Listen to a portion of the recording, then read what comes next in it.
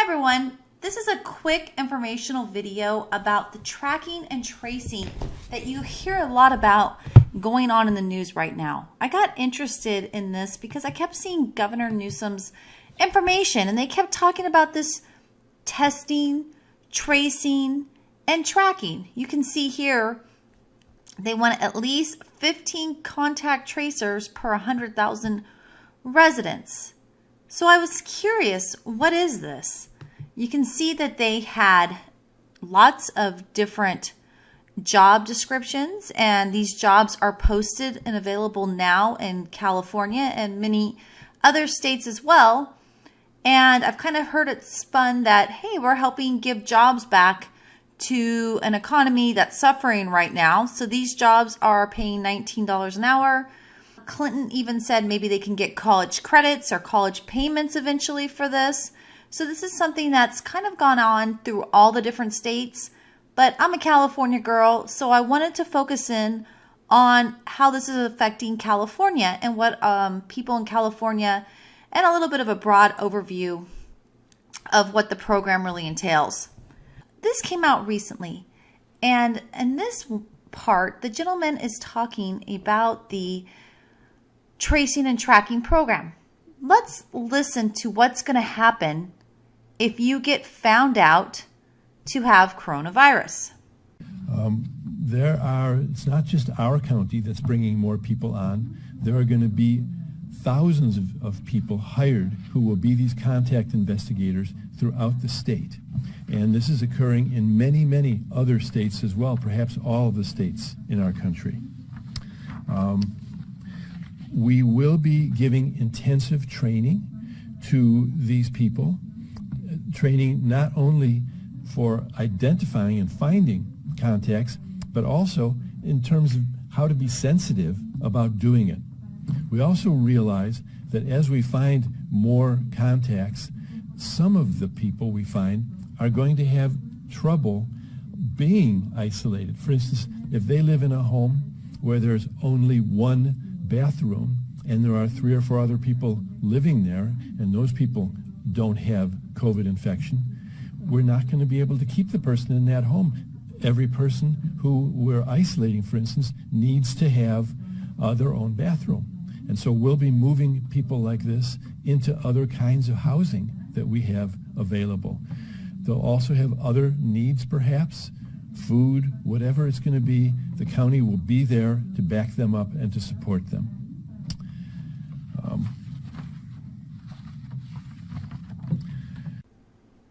That's pretty scary.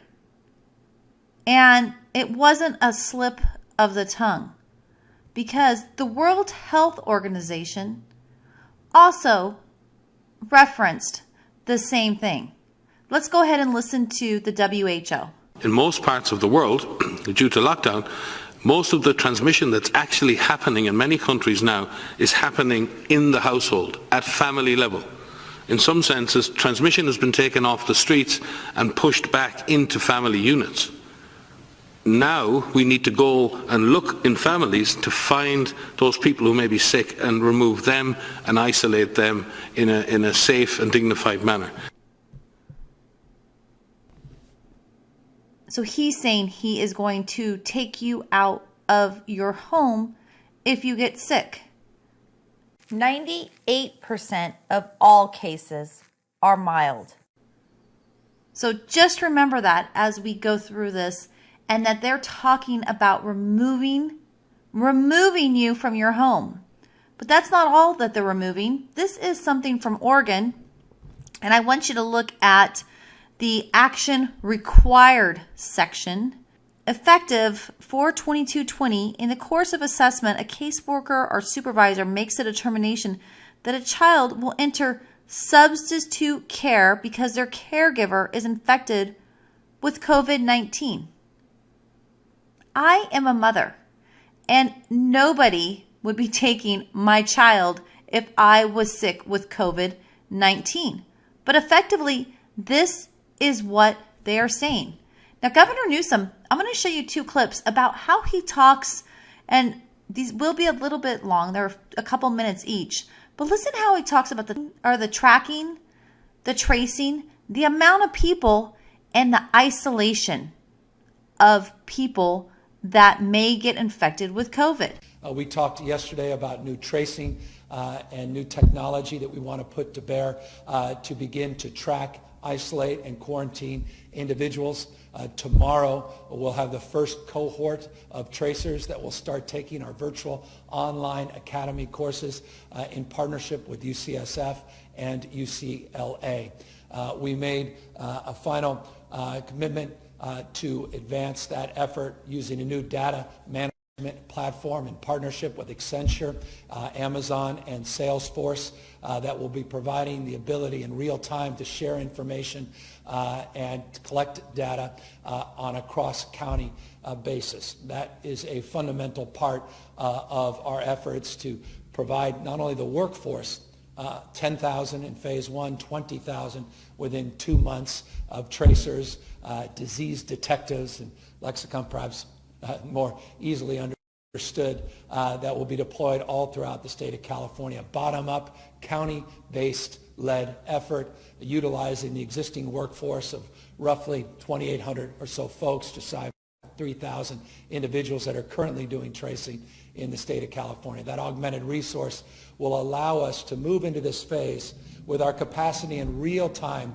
to determine spread and be able to isolate individuals, quarantine individuals in a way that will allow us to methodically move through this phase into subsequent phases. Remember, deaths, hospitalization, and ICUs are lagging indicators. The more testing we do, our ability to track, to trace, and to isolate and quarantine, that allows us more real-time information that allows us to move into this new phase and stay in that phase in a very, again, judicious and thoughtful way. In addition to that, we're using AmeriCorps specifically, and thank you as a champion for AmeriCorps for decades.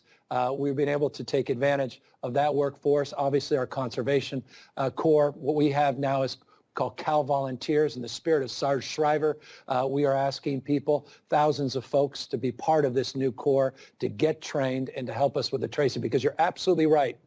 The predicate for getting back to some semblance of normalcy is our ability to identify individuals through testing, to be able to trace their contacts, to isolate individuals that have either been exposed or quarantine people that are tested positive. And that's just going to require an army of folks and the capacity of consideration from individuals to allow for their privacy to be impacted by that kind of acuity of attention based upon where they've been and who they talk to.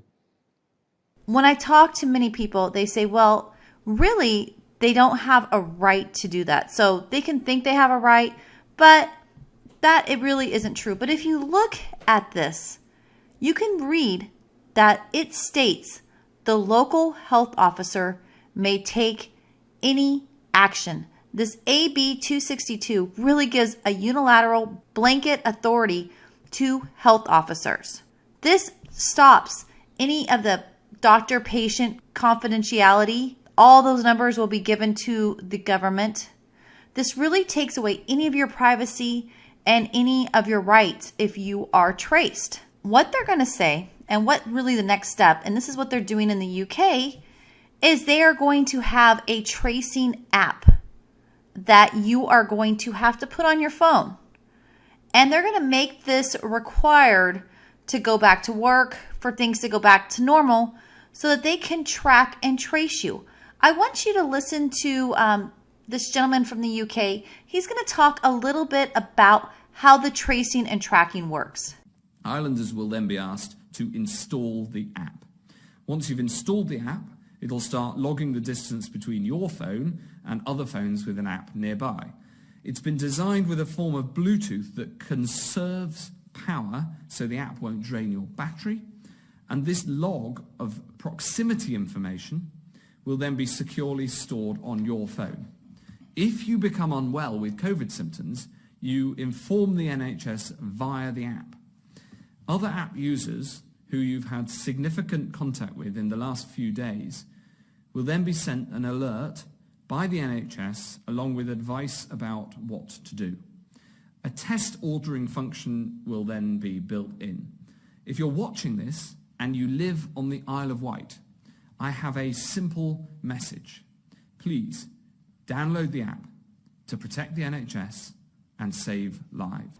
So basically, if you have COVID, they're going to take your cell phone and they will know all your movements and anybody that you have been connected to, and let them know that they need to isolate and things that they need to do. Pretty scary stuff. So out of curiosity, it's May 6th, and these numbers obviously can change. I wanted to see, well, really, how many of these Californians are really coming down with coronavirus? I know 0 people. I know there's some out there, but it seems very small. So what I did is I pulled up the information, and I want to show you where I got this. I got this from Worldometer. I feel like their numbers are pretty good. They document really everything. I just did a basic Google search for California population to kind of give me an overall number. So we've got 39.5 million. I took those numbers.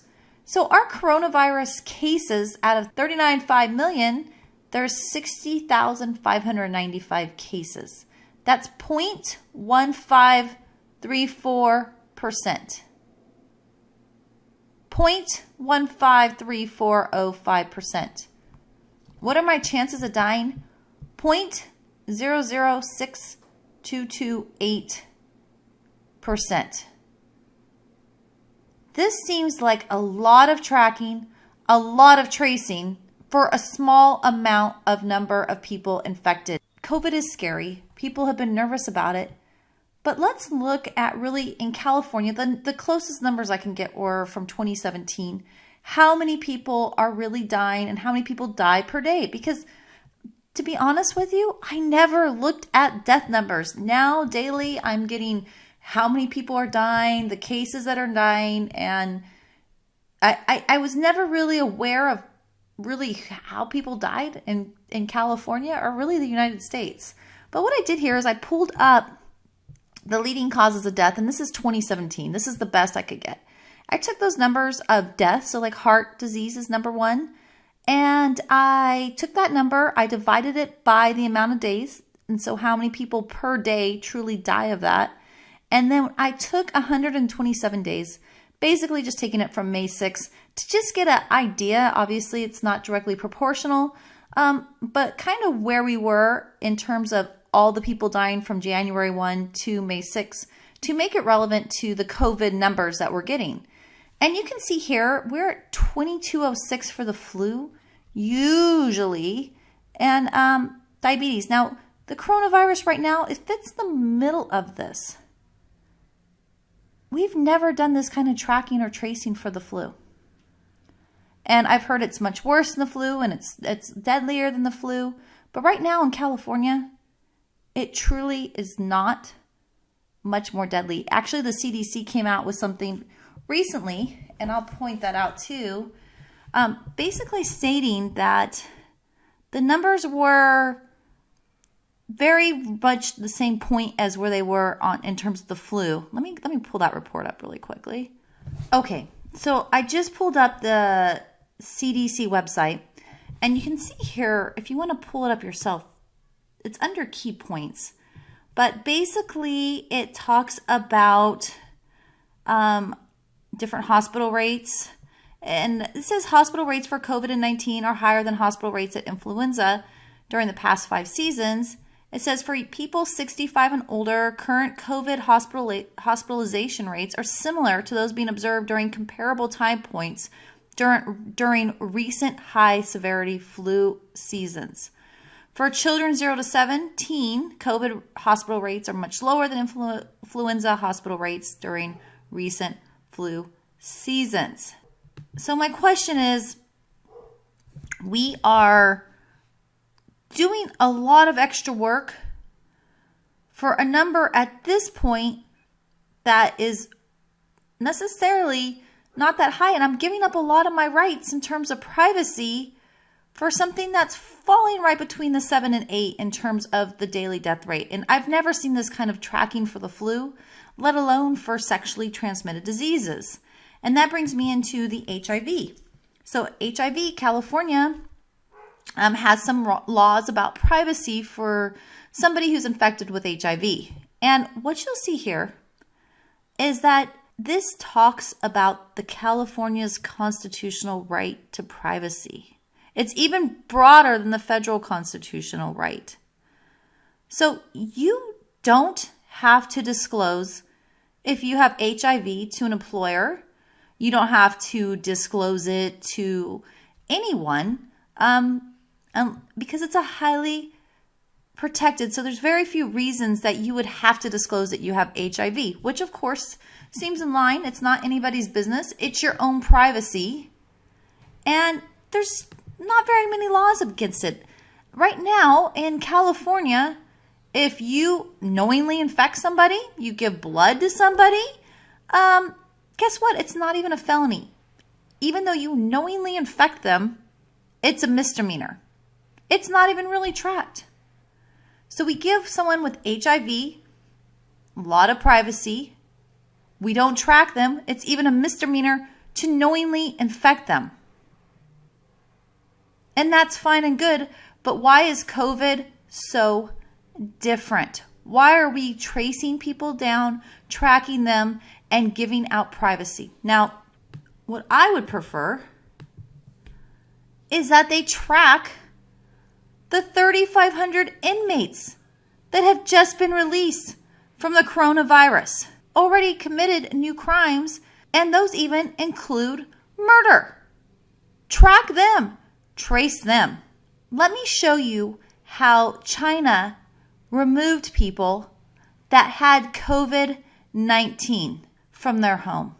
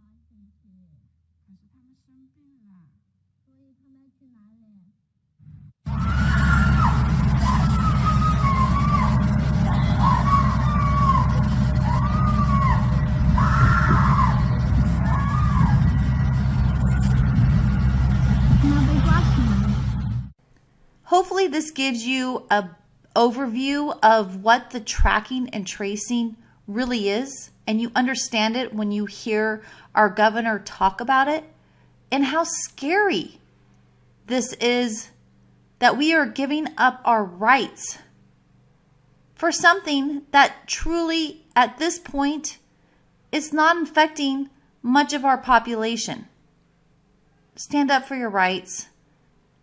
I'm embarrassed because a lot of these laws were passed under my nose and I didn't take an active interest. So that's why I'm sharing this with you, hoping that you learn something and take an active interest in stopping the tracing and tracking team that is coming your way. Good luck, everyone. God bless America.